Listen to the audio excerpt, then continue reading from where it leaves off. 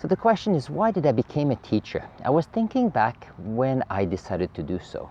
And the key question is, I was a geologist a few years back, and I was thinking about how I love to share with others what I know.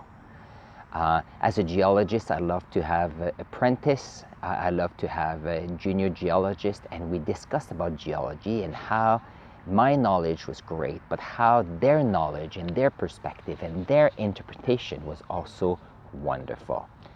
And that made me realize that I loved sharing ideas with others. A few years back, I went to a conference and I was discussing with a geologist from South America. And he was telling me how amazing it was for me and other geologists to share what they knew. And for me, I said, well, it's important. The more we share, the more we can learn from each other's experience. And his perspective was that if him as a geologist, he was to share all of his knowledge to others, he will lose that edge of knowing that knowledge. And then other people could do the job he's doing. So there are different perspectives on how things go, but my perspective was always, if I know something and I can share with others, that is worth doing. Now, the reason why I like to share the ideas is I know that I don't know everything. I know that by discussing topics, I'm sharing what I know, but I'm opening the opportunity for conversation. And opening the opportunity for conversation allows for a growth in interpretation and a growth in understanding. And that's what I love about teaching. It's not about just sharing what I know. The idea ultimately is for me to interpret and for me to grow, and ultimately to know that eventually I hope my students become better than I. And that's what I think about teaching. It's a bit like a parent. I'm a parent and I hope my kids can do better than me in all kind of ways. They can do greater things than me. So as an educator, what's the key point? Well, I believe that one of the key points for me is to serve the group of people that are willing through my classes to experiment through life and get better. And that's what is the whole idea, to serve the student to get better. And how can I do that? Well, there are different ways for me to get better, because the better I get, I know that ultimately my students can get better. So one thing I can do about that is to become a better speaker. Now, I teach in a French immersion program, and therefore I speak French to them. And it's not easy, and I try to slow down and share tricks with them to get better. But in English, I also need to get better. And that's one of the purpose of this video. The more I speak in English, the more I get better. And something I've noticed is that if I slow down my pace of discussion, the better my English is. As I continue this video, I'm going to take examples of this park I'm in right now. It is a beautiful park with a lot of diversity in flowers, in trees, the environment, and in insects as well. This is a beautiful park. Now, the reason I want to show that is about diversity. How this park is beautiful by having such a diverse biodiversity.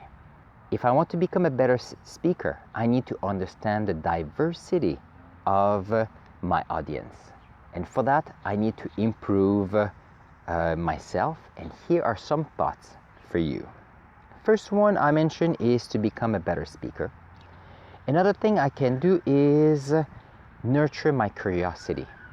If I continue nurturing my curiosity, this will allow me to become even better and ignite the curiosity factor in other people. And that is important, because the more you're curious, the more you are willing to learn.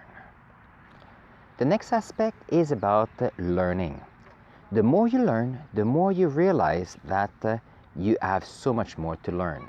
And that is, I think, a key to success.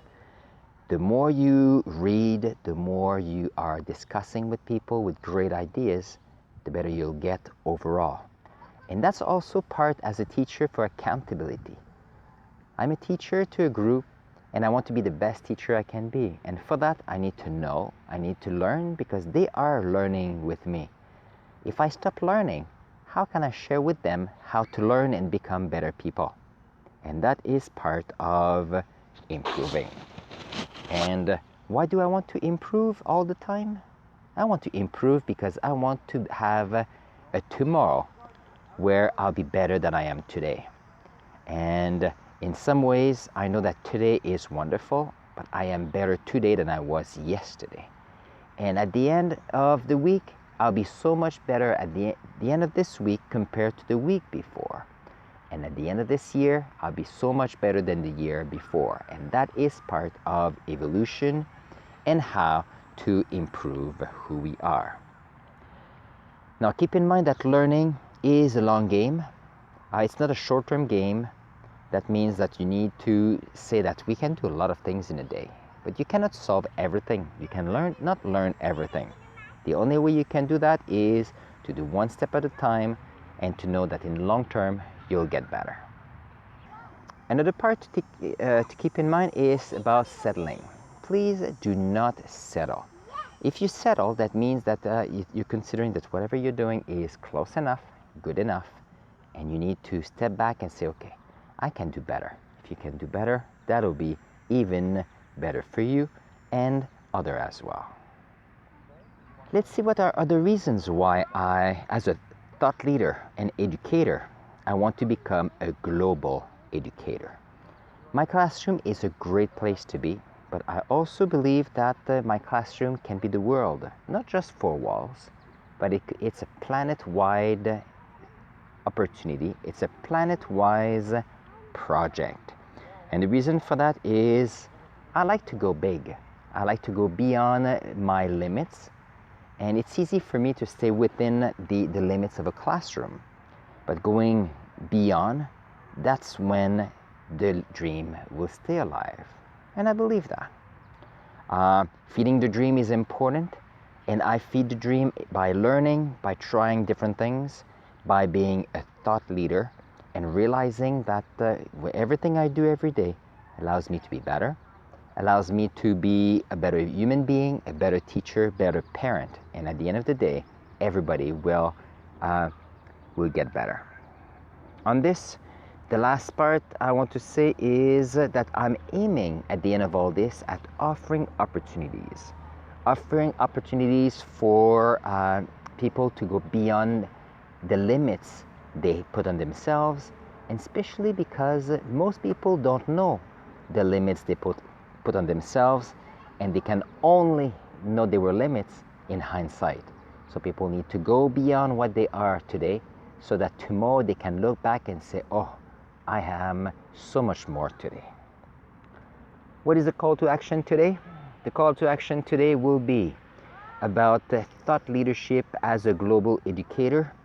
I want you to list 2 ideas you have, and from those 2 ideas, I want you to think about how can I go beyond what I'm doing so far.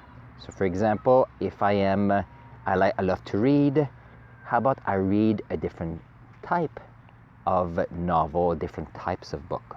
How about I read a different genre, even if it's just one try, just to expand yourself a little bit. If you go to school, try a different class. The semester is coming for September. Let's see if you can try something you haven't tried before. If you're in a company, try to see if you can try a new idea.